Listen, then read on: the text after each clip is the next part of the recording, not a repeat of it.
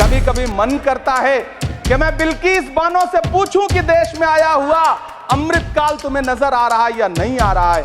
सभापति महोदय, कभी कभी मन करता है कि भीड़ के जरिए लिंच करके मारे गए पहलू खान की 85 साल की दोनों आंखों की अंधी मां से पूछूं कि देश में आया अमृतकाल तुम्हें दिख रहा है या नहीं दिख रहा है। कभी कभी मन करता है कि ईद के कपड़े खरीद कर लौट रहे 17 साल के हाफिज जुनैद से पूछूं, जिसे बल्लभगढ़ में ट्रेन में लिंच करके मार दिया गया, कि अमृतकाल आया है या नहीं आया है। कभी कभी मन करता है नजीब की मां से पूछूं, कभी कभी मन करता है कि तबरेज अंसारी की विधवा से पूछूं, कभी कभी मन करता है कि सहारनपुर के उन 3 बच्चों से पूछूं जिन्हें छत्तीसगढ़ में लिंच करके मार दिया गया।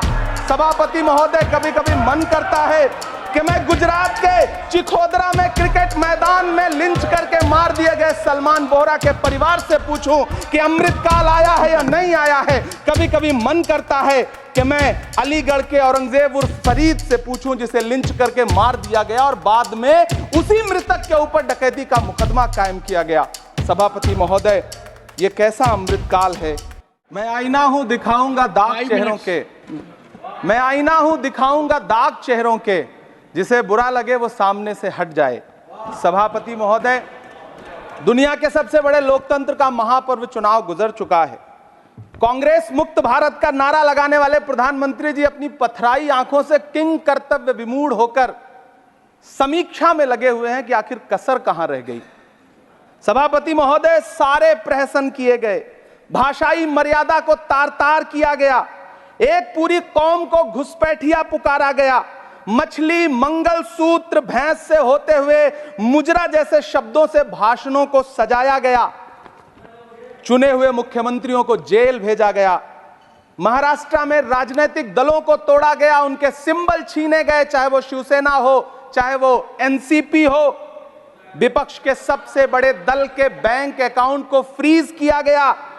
उसके बाद मोदी सरकार चुनाव लड़ने के लिए जनता के दरबार में गई, लेकिन वाहरी जनता ने दिखा दिया कि दर्द की हद से गुजारे तो सभी जाएंगे, दर्द की हद से गुजारे तो सभी जाएंगे, तैरे या डूबे किनारे तो सभी जाएंगे, कोई कितनी भी बुलंदी पे चला जाए मगर आसमानों से उतारे तो सभी जाएंगे। जनता ने दिखा दिया इस देश की। मैं महामहिम राष्ट्रपति महोदया के भाषण पर चर्चा करने के लिए, अभिभाषण पर चर्चा करने के लिए यहां खड़ा हुआ। सरकारी भाषण की मजबूरियां होती हैं, सरकार की तारीफ करनी पड़ती है, लेकिन जिस एक शब्द के इर्द गिर्द पूरा भाषण बुना गया था वो था अमृतकाल। सभापति महोदय, छात्र नौकरी मांगने पर लाठियां खा रहे हैं, 2 जून की रोटी मुहाल है, पेपर लीक ने लाखों छात्रों का भविष्य चौपट कर दिया है और देश को बताया जा रहा है कि अमृतकाल आया है। कभी कभी मेरा मन करता है कि मणिपुर में निर्वस्त्र करके घुमाई गई बेटियों से पूछूं कि अमृतकाल आया है या नहीं आया है। कभी कभी मेरा मन करता है सभापति महोदय कि देश के लिए ओलंपिक लाने वाली बेटियां जो इसी जंतर मंतर पर घसीटी गई, उनसे पूछूं कि अमृतकाल आया है कि नहीं आया है। कभी कभी मेरा मन करता है कि रात के 2 बजे बिना परिवार की मर्जी के हाथरस में जलाई गई उस दलित बिटिया जो बलात्कृत थी, उसको स्वर्ग में संदेशा भेजूं और उससे पूछूं कि आया हुआ अमृतकाल तुम्हें दिख रहा है या नहीं दिख रहा है। कभी कभी मन करता है कि मैं बिल्किस बानो से पूछूं कि देश में आया हुआ अमृतकाल तुम्हें नजर आ रहा है या नहीं आ रहा है। सभापति महोदय, कभी कभी मन करता है कि भीड़ के जरिए लिंच करके मारे गए पहलू खान की 85 साल की दोनों आंखों की अंधी मां से पूछूं कि देश में आया अमृतकाल तुम्हें दिख रहा है या नहीं दिख रहा है। कभी कभी मन करता है कि ईद के कपड़े खरीद कर लौट रहे 17 साल के हाफिज जुनैद से पूछूं, जिसे बल्लभगढ़ में ट्रेन में लिंच करके मार दिया गया, कि अमृतकाल आया है या नहीं आया है। कभी कभी मन करता है नजीब की मां से पूछूं, कभी कभी मन करता है कि तबरेज अंसारी की विधवा से पूछूं, कभी कभी मन करता है कि सहारनपुर के उन 3 बच्चों से पूछूं जिन्हें छत्तीसगढ़ में लिंच करके मार दिया गया। सभापति महोदय, कभी कभी मन करता है कि मैं गुजरात के चिखोदरा में क्रिकेट मैदान में लिंच करके मार दिए गए सलमान बोहरा के परिवार से पूछूं कि अमृतकाल आया है या नहीं आया है। कभी कभी मन करता है कि मैं अलीगढ़ के औरंगजेब उर्फ फरीद से पूछूं जिसे लिंच करके मार दिया गया और बाद में उसी मृतक के ऊपर डकैती का मुकदमा कायम किया गया। सभापति महोदय, यह कैसा अमृतकाल है जिसके अभिभाषण में स्वास्थ्य पर सिर्फ आधे मिनट पर चर्चा हुई।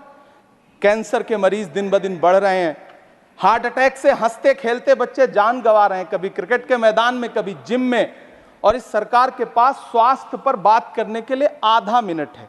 सभापति महोदय, कोविड वैक्सीन को लेकर के लंदन की अदालत से जो तथ्य देश के सामने आए हैं, उन्होंने भय फैला रखा है। कांग्रेस की सरकारों ने भी चेचक, पोलियो और प्लेग जैसी महामारियों के टीके लगवाए, लेकिन न तो कभी सर्टिफिकेट पर अपना फोटो छपवाया और न कभी उसके नाम पर वोट मांगे। कांग्रेस की सरकारों ने यह किया है, लेकिन इन सरकारों ने क्या किया है, मोदी जी ने क्या किया है कि राजनीतिक दलों को तोड़ा और तोड़ करके चुनाव लड़े, और चुनाव लड़ने के बाद भी आशातीत सफलता प्राप्त नहीं हुई है।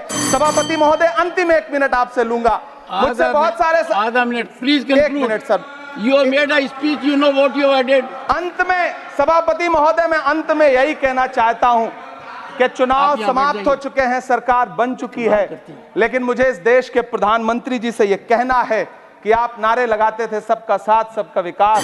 चुनाव के बाद अंतिम बात सर की ये झूठी सच्ची अदाकारी, अंतिम बात, शेर सुना लो, अंतिम बात।